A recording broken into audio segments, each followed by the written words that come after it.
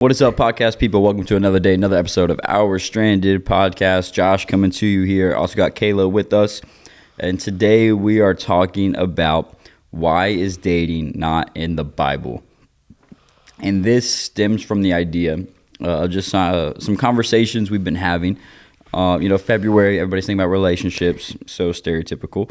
And going through our relationship series with our young adult group, this past Monday, we focused on the idea that, everybody asks, am I ready to date? Like whether if you are pursuing dating and you're asking that in somebody else, like, hey, is this person I'm pursuing, are they ready to date? Or for yourself, like, hey, how do I know if I'm ready to date, to then step into dating? We spent a good little bit taking that question and saying, hey, we should not be thinking about that question, not be thinking about that. No, I just said that twice. Not be asking that question or focused on that question. So we were like, hey, this question, am I ready to date? Let's take it and let's throw it away. It no longer exists.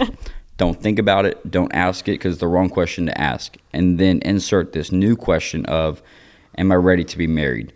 And then be focusing on that and pursuing that. Which then can stem into the whole, drastic side of like, is dating a sin? If you go on one date, then do I have to marry the person I go on one date with?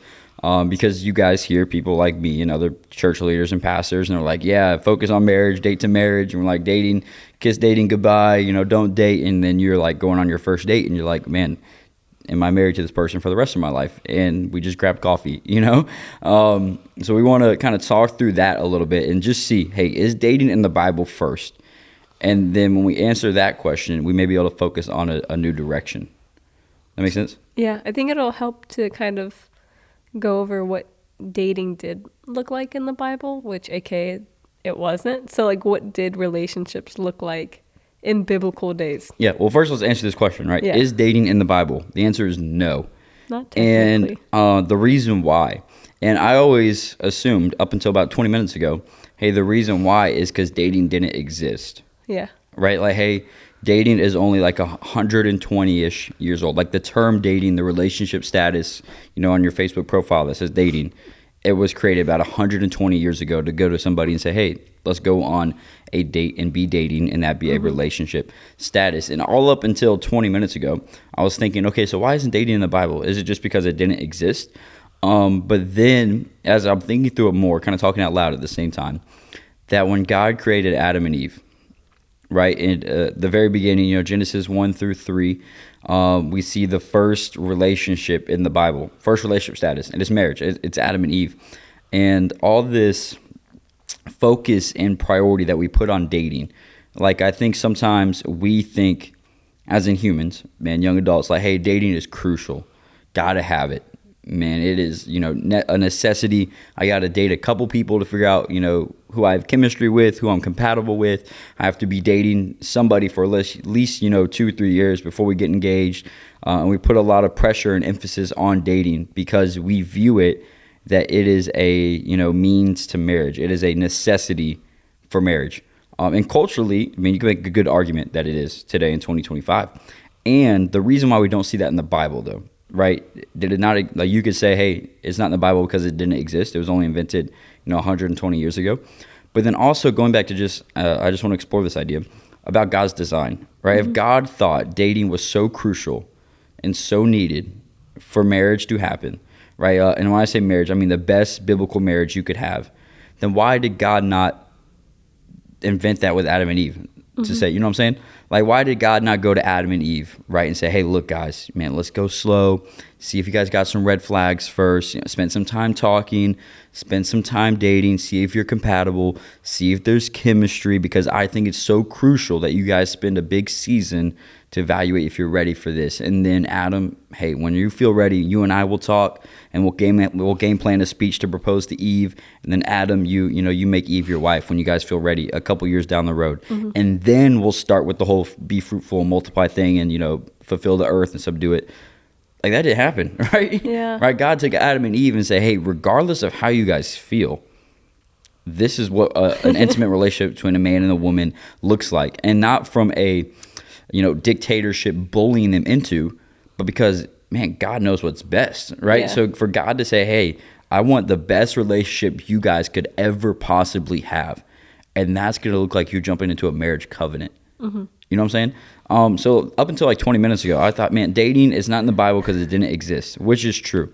Yeah. And could it also be? But it didn't exist for a reason. Yeah, you know what I'm saying? Like, and could it also be because when God was the author of relationships, is the author of relationships, All-knowing. right? Yeah. Elon Musk to the Tesla, Steve Jobs to the iPhone, right? God to marriage, because God created and designed marriage. So for us to ask the same question that God thought of, man, how can we, as young adults, whether if you're single, dating, or married, how can you have the best marriage you could ever possibly have? Why are we thinking a different route than what God designed and thinking it's going to turn out better? You know what I'm saying? Even like not trusting him, like not trusting the will and the make of God, and Yep. being like, I need to see this person for 2 years for this marriage to work. But God's literally like, I have arranged marriages and they have been perfect. Like, calm down. That's To answer actually the really question, cool. dating is not in the Bible. No. Right? And then so what did exist was arranged marriages, right? It was the man of one household going to the man of another household and say, hey, I got a son, you got a daughter. And sometimes these, like the son, like Johnny, the son in this situation, you got a daughter, Susie, I'm going up and say, hey, my son, Johnny, he's ready to get married. Your daughter's, okay. They may not even met before. And they're just, man, they're joined in. Sometimes the arranged marriages, the people getting married didn't even meet. Yeah. They were just, And I think let's go. arranged marriages happened at the time that, like, scientifically, a woman became a woman through like their like puberty speaking. So it happened really, really young. Oh, yeah. Like they were married young. Yeah. Yeah. But that's I get what why, you're like, saying. I think that's what was like their telltale sign that they were ready to marry was that like Was puberty. It was puberty. Yeah. Yeah. So that was just something that came into my head because then I was like, oh wait, yeah, he was very like get married, be fruitful, multiply, like all his Like, his designs. For sure. And I think because there's two parts at play. Like we church leaders, you know, on a podcast, you know, leading small groups, preaching on stage, whatever it may be, in any type of demographic communicating, we are trying to do this newest thing possible. Like 2025, what is happening in the oldest way, right? The oldest way is what God did, and it's also the best way. So we're fighting for like, hey, man, this is what God designed, and it's also best, and it's healthiest. And if you do it that way, it probably will turn out, you have the best possible outcome. And then we have even Christians, right? Non-believers and believers fighting to do it the way we're, in a sense, telling them not to do it, right? And in a very drastic way, right? People dating that are single, they interpret this as, wait, are you saying I can't, if I just go on one date, then I have to be married to this person for the rest of my life? Like, I just want to grab coffee with them, right? And then we think that, man, dating is a sin and you can't date. If you date, God hates you. If you just send one text message to somebody, you must engage in the relationship for the rest of your life. We put so much pressure on one text message, one conversation, one date, because we take what we just talked about, the past 5 minutes of what we talked about. Yeah. We take that idea and we view the materialistical side of this. Like we hear the church say, hey, look, man, God did not design dating for a reason, right? And maybe it's best. So then I think, I'm assuming here, that message is received by, well, if I need to go from one relationship status of dating to then just a marriage, the marriage relationship status. But in that process of just changing a materialistic relationship status from dating to marriage, you're never changing your mind, body, and soul to step into marriage, right? You're just changing a relationship status. You know what I'm saying? Yeah. So just to clarify, you're not saying like before I go on this date, I need to prepare to be married to this person X amount of time. I am 100% saying that. Like I'm saying before you even go on a date, you as a individual, regardless of who you're dating, who you're talking, just you talking directly to you, the individual, before you go on a date, you, the individual, should be ready to be married, ready for marriage, the marriage covenant, and all that entails before you even go on a date. You know what I'm saying? And then that person you are hopefully pursuing is also coming with the same mindset and and maturity. you guys will have like an agreed upon timeline, but you're not saying like you need to go into this being like, all right, I'm marrying this person. This is just day one of our whole entire life. Well, people take it that way. Yeah. They're like, well, then why should I go on a date with this guy? Because I don't even know him. So I don't think I want to marry him I'm yet. saying, guys, we got to be committed to the covenant and not committed to the person, right? So when you go on this one date, you're not committed to that person for, to date for 5 years and then get married, but you're committed to the idea of the covenant, right? And that's what you're thinking in the back of your head. Like, hey, am I ready for this? Am I mature enough for this? Is this person I'm pursuing? Like, don't be committed to the person. I think we take the idea of everything we talked about, man, be committed to the covenant, and then we translate that to be committed to the person versus the covenant. You know what I'm saying? Yeah. So you can't leave this person. Yeah. If you meet this person, that means you're now committed to this person because dating's a sin. But we're not saying that. We're saying when you go on that date, be committed to the covenant and not the person. And then if you find somebody who's also with that same maturity, heart posture, and mindset,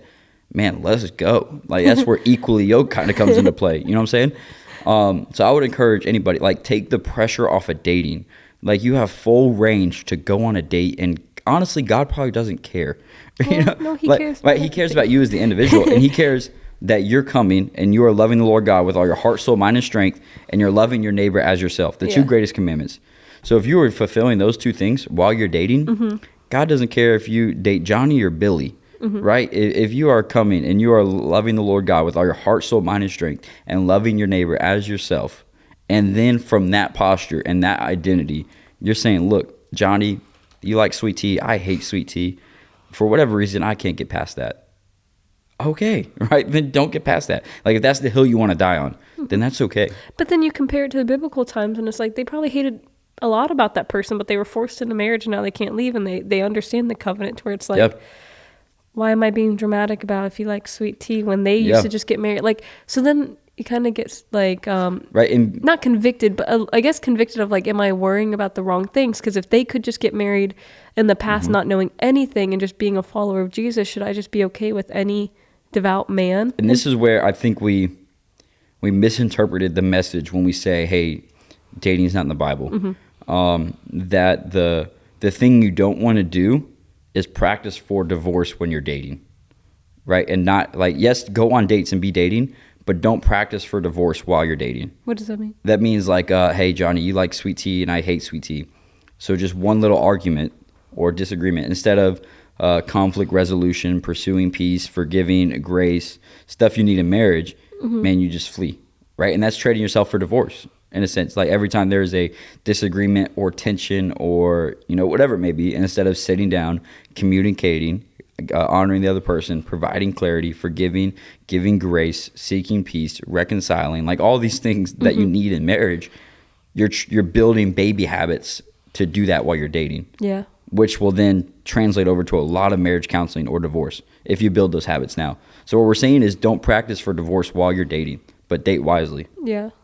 So did you, like, somewhere in biblical times and now, do you think we like made a switch where it was wrong, or do you think we're just evolved, like, cultural, like, where do you think? I think we strayed away from what God designed and intended for the pursuit of control, comfort, and pleasure. Okay. Right? The reason why you date, right? I want to be in control. I got to know what's happening here. Right? I got to know who this person is. Yeah, if I'm committing my life to this person. I got to be in control. But it's not my life. It's God's will. I got to be in control. I got to know what you're about, what my life. I got to have a lot of comfort here. Right? I got to make sure I'm at peace. Peace is the sign. I got to be at peace. Peace, comfort, control. I got to have pleasure. Like, is our chemistry good? Is there pleasure? So I think we've traded what God designed and intended to then be in control, pursue comfort, and pursue pleasure. But that's the total opposite. At least those three things. Yeah. Is total opposite of a follower of Jesus, right? Jesus says, hey, you actually won't have, like, you have free will to make decisions, but you're submitting to my lordship. You're not in control. Jesus is your Lord. He's in control. Man, you want comfort? All right, he's the ultimate comforter. Don't chase for it in the world. You want pleasure? Okay, he will provide. If you drink from his water, you'll not go thirsty, right? So everything we've made an exchange for how God intended marriage to be in design, and we exchanged it for contradicts how we're supposed to follow Jesus with wanting control, comfort, and pleasure. Yeah. That makes sense? So I think that's where we strayed away. Well, I looked up like a timeline because it's like when you said like where did dating even come from, and it says like ancient and biblical times there was no dating, but then you get to tilt your mic down just a little bit. Down.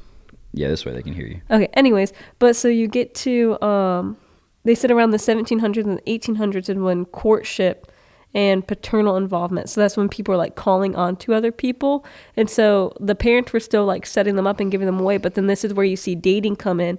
And it was like the rise of like drive-in movies and like all this stuff to where they started going on like dates. But it was still with the heavily religious sides where parents were setting up their godly children. And so would you say that was like the time that like it started to slowly switch? From a like year timeline. Yeah, for maybe. sure. Like from a yearly timeline.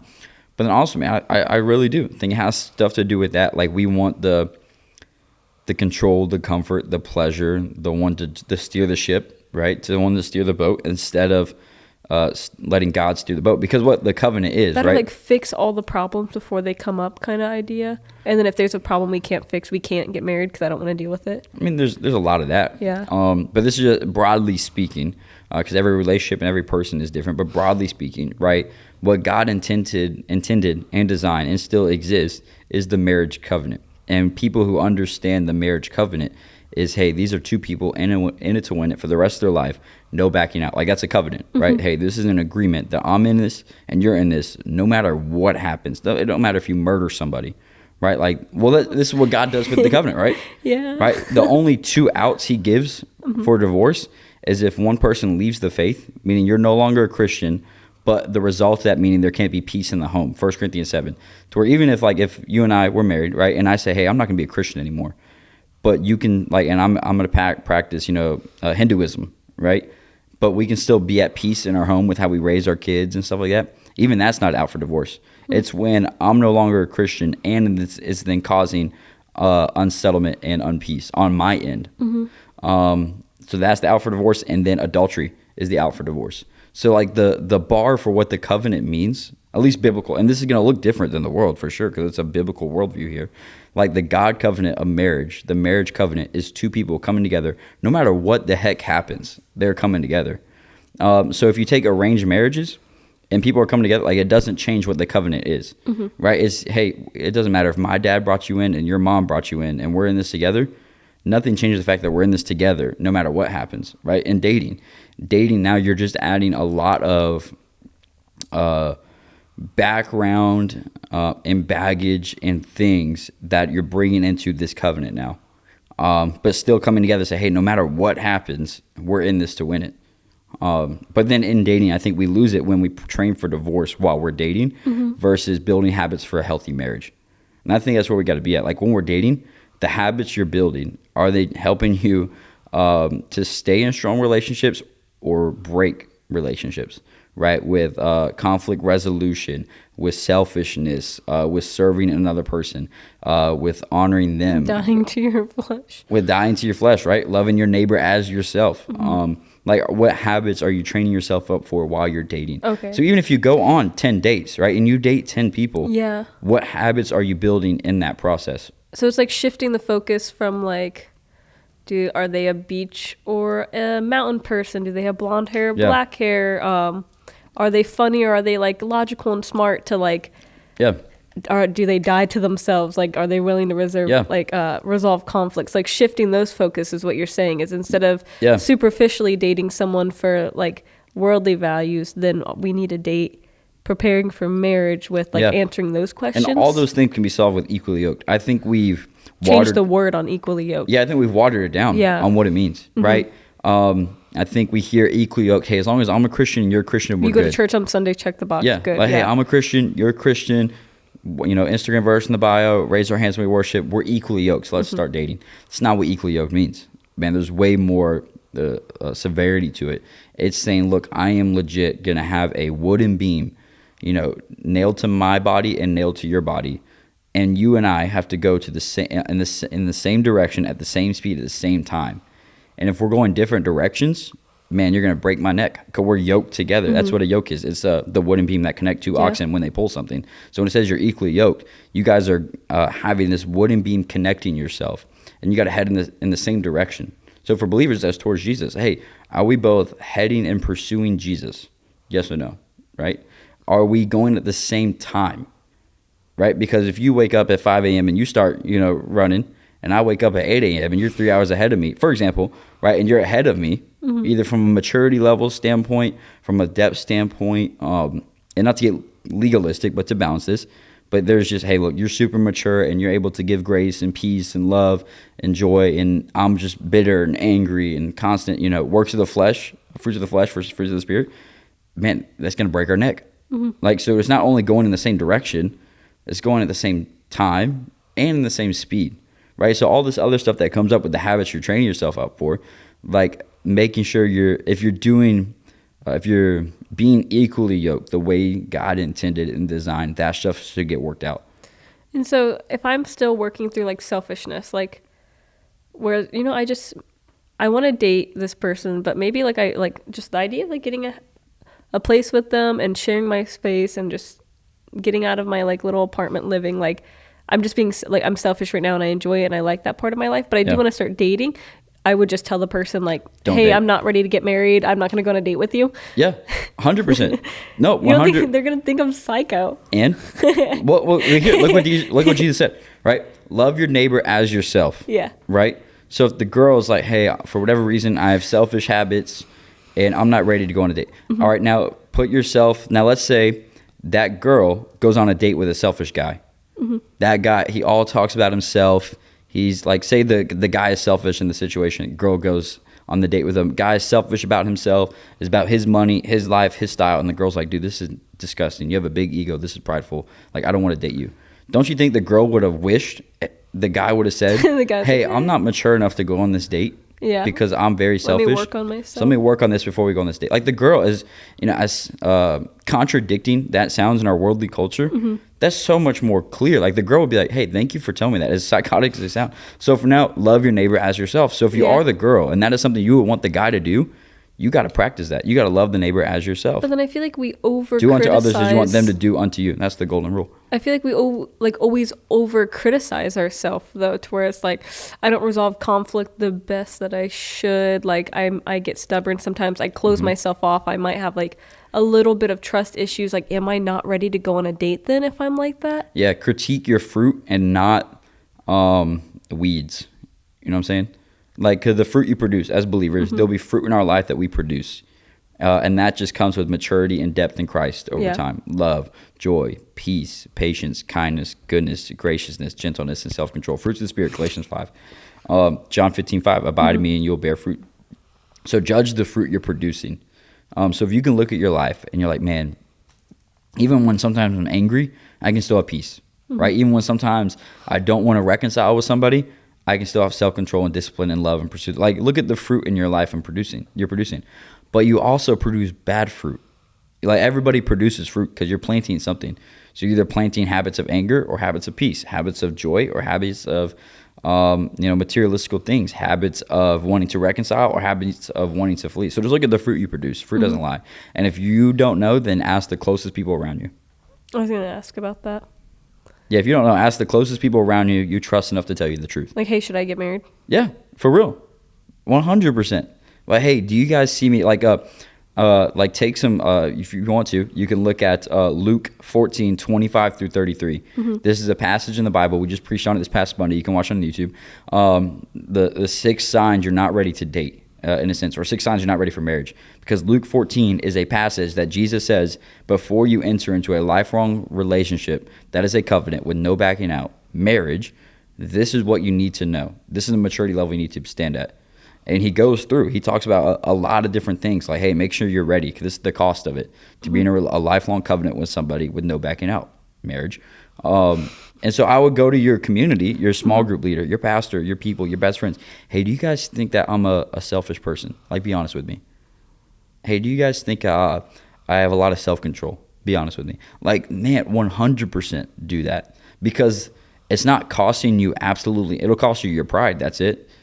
But you'll gain so much more, right? For people to speak into your life and say, hey, no, listen, Susie, like, let's work on the pride. Or to confirm, to go to Susie and say, hey, look, Susie, we see all this in you. This is great, man. Go date. Like, the amount of confidence she'll have, 100%. So let's talk about this part then. We got 3 minutes where we get. Well, okay, this is really important then. Okay. So say, like, Sarah and Bobby? Johnny, Sarah and Johnny started dating in like the fun stage. They're Christians, maybe like newly baptized, like all this stuff. But they started dating. They know that like the covenant, they believe in it. However, they didn't start primarily being like, I'm ready for marriage right now. They maybe started in the fun zone, we'll call it that. Like, how do you reshift the focus and see if you're on the same page? Do you just sit that person down and be like, hey, I realized when we first got into it, we were walking at the same pace, pretty slow in our yoke, but now I want us to both run, and I want to make sure we're like preparing ourselves for marriage. Like, would you have that conversation if you're trying to not fix? Yeah, I would. Because there's tons of people who like 1000%. Successful relationship, but like, well, not successful, but like good dating relationships, and they're in Christ, but they maybe are not taking it to that level yet. Yeah, no, I got it. Provide the opportunity, right? Of hey, like go to boyfriend goes to the girl, girlfriend goes to the boyfriend. Hey, look, I don't think we're pursuing Christ as much as we should be, and are mature as much as we should be. So I think we should hit the brakes on our relationship and just slow down. Like, not saying break up yet, but slow down. And then whoever is the initiator, man, you keep going, and then just observe to see if this person also does as well. Like if Susie goes to Johnny and says, Johnny, I love the relationship. I love you. Love we're in this, but I don't think we're pursuing Christ as the depth that we need to be.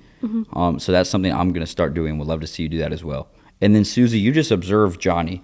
Does Johnny like use that as a wake-up call to keep moving, or is Johnny still dragging behind? And if you notice after a couple of months, hey, look, he is not, self-aware of this. He's not convicted by this the same way you are, Susie. Man, land the plane, and I would say, hey, look, Johnny, Susie, hey, I would say Susie goes to Johnny, hey, I mentioned this to you a couple months ago. This is still something that means a lot to me. And I think because we're not on the same page here, we should have some time apart for us to just, 100%. Oh my. Well, because look what he's telling you. People who are only listening and like not seeing my facial expressions. But look what he's telling you. We got a minute 13 before the camera shut off. Look what he's telling you in that situation. You went to somebody and said, hey, look, I think pursuing Christ is something that's important to me. And this guy said, look, it is not as important to me. Yeah. What do you think that's going to happen in marriage? Right? It's not going to magically, that's not going to, Johnny's not going to just wake up one day and say, yeah, maybe today. Now of course he will try to save himself once she brings up breakup. He'll be like, no, I'll start down. No, that's not the fruit you produced, respectfully. So produce that fruit. That's hard. That's scary. It is so hard. So scary. Because they're changing that comfort that they thought that they made. And now. It's so hard, so scary, and also best. Yeah. And maybe we should do a part 2 on it because we got 30 seconds left. So don't just, be ambitious and break up with somebody right now, but pray through it, think through it, but provide the opportunity first and just see what they do. Hey, I want to pursue Christ at a deeper level, and I would love to see that in you as well. And then just observe what they do. And then from there, you may have to pick up the conversation, but hey, we did not see the same thing. We're no longer equally yoked because we're headed in the same direction, but at different speeds and different times. And eventually it's going to hurt somebody. So yes, it's hurtful now, but it'll save you from hurt down the road. But with all that said, love you guys. Thank you for tuning in for another episode. We will catch you next week for a new episode.